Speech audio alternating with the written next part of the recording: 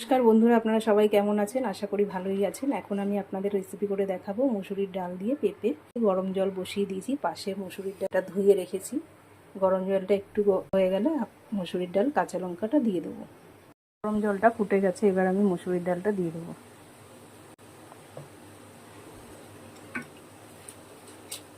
ধুয়ে রাখা মসুরির ডাল, তার সাথে দিয়ে দেবো কটা কাঁচা লঙ্কা।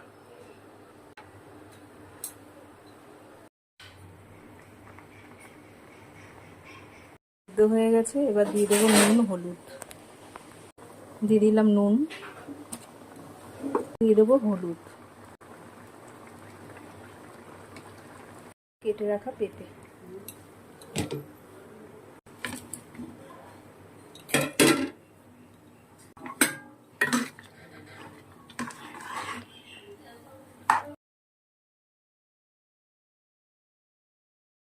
ডাল ফুটে গেছে,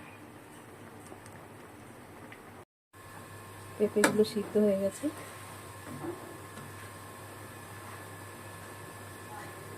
এবার ডালটা সম্বার দিয়ে দেবো।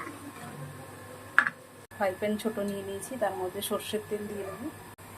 তেলটা গরম হয়ে গেলে জিরে, তেজপাতা, শুকনো লঙ্কা দিয়ে দেবো। দিয়ে দিলাম শুকনো লঙ্কা, জিরে, আর দিয়ে দিলাম তেজপাতা।